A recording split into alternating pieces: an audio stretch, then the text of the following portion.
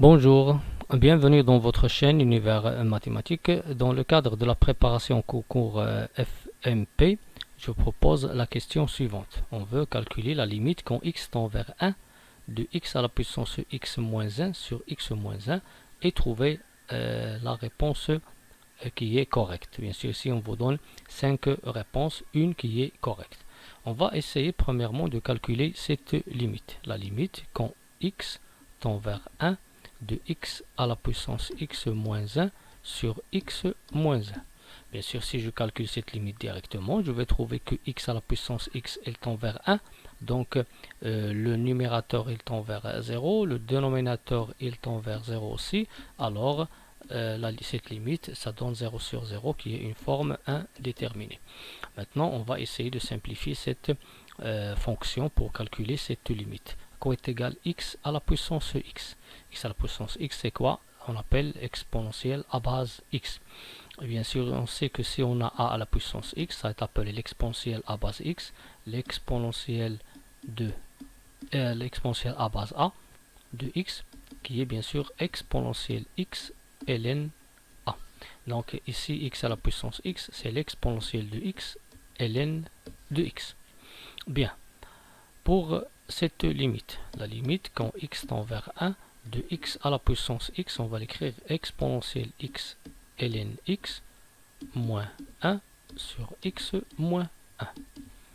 Premièrement, je vais essayer d'utiliser une des limites concernant la fonction exponentielle. La limite quand x tend vers 0 de l'exponentielle de x moins 1 sur x. Ou bien je peux noter ici t, ici t. T tend vers 0 de l'exponentielle de t moins 1 sur t. Ici, bien sûr, j'ai exponentielle t moins 1. Ici, j'ai l'exponentielle de x ln t moins 1. Donc, pour, bien sûr, travailler avec cette limite, puisque j'ai exponentielle de t moins 1 et j'ai le rapport ici au dénominateur t, et il nous faut ici le dénominateur x ln de x. Pour cela, je vais diviser et multiplier par x ln de x. Comme vous voyez ici, on va écrire exponentielle x ln de x moins 1 sur x ln x fois x ln x sur x moins 1, qui est égal. Ce produit, je peux écrire maintenant le produit de trois limites. La limite de l'exponentielle de x ln de x moins 1 sur x ln x fois la limite quand x tend vers 1 de x fois la limite quand x tend vers 1 de ln de x sur x moins 1. Commençons par la limite la plus simple. Cette limite, elle tend vers 1. La limite quand x tend vers 1 de x, c'est 1. Cette limite, aussi bien sûr, je sais que ln de x sur x moins 1, quand x tend vers 1, cette limite vaut 1. Donc, cette limite, ça donne 1. Parmi les limites éventuelles usuelles de la fonction logarithme népérien. Reste cette limite. Maintenant, cette limite, c'est quoi?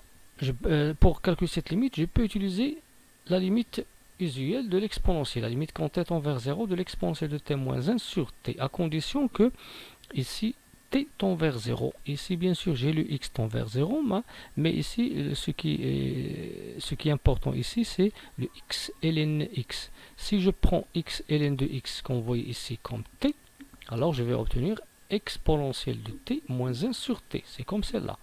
Et puisque x tend vers 1, x ln de x, quand x tend vers 1, x ln de x tend vers 0. C'est-à-dire que t, il tend vers 0. Donc la limite quand x tend vers 1 de l'exponentielle de x ln de x moins 1 sur x ln de x, c'est quoi? C'est la limite quand t tend vers 0 de exponentielle de t moins 1 sur t. Et bien sûr, cette limite, elle donne 1. 1 fois 1 fois 1 est égal à 1. Donc la réponse correcte parmi les 5 réponses données est la réponse D. Bien, je peux vous donner une autre méthode pour calculer cette limite. Premièrement, lorsqu'on calcule cette limite, la limite quand x tend vers 1 de x à la puissance x moins 1 sur x moins 1, on a déjà vu que je vais trouver 0 sur 0 qui est en forme indéterminée. Et bien sûr, dans la propriété qu'on peut utiliser, c'est que il nous faut premièrement que la limite quand x tend vers a de u de x sur v de x est égale soit à 0 sur 0 ou l'infini sur l'infini. Ici, bien sûr, le a, c'est le 1. La forme indéterminée, c'est 0 sur 0. Dans ce cas, je peux calculer cette limite d'une autre façon, appelée théorème de L'Hopital. Donc, cette limite, elle est égale à la limite quand x tend vers a de la dérivée de u sur la dérivée de v. Maintenant, qu'est-ce qu'on va faire? On va prendre par exemple u, c'est x à la puissance x moins 1, et on va calculer la dérivée de u. Pour x à la puissance x, c'est quoi? C'est l'exponentielle x ln x moins 1. La dérivée de u, je vais calculer la dérivée de 1, c'est 0, ça n'a pas d'importance. Et la dérivée de l'exponentielle de ln x, ça c'est une fonction composée. Puisque si j'ai la exponentielle de g de x et je veux calculer la fonction dérivée, je vais calculer g' et multiplier par l'exponentielle de g de x. Pour cela, je vais ici calculer la dérivée de x ln de x fois l'exponentielle de x ln de x. Pour cette fonction, c'est un produit. Donc la dérivée du produit, c'est la dérivée de la première qui va donner 1. 1 fois quoi? Fois ln de x, plus la dérivée de la deuxième qui est 1 sur x fois la première x, fois l'exponentielle de x ln de x.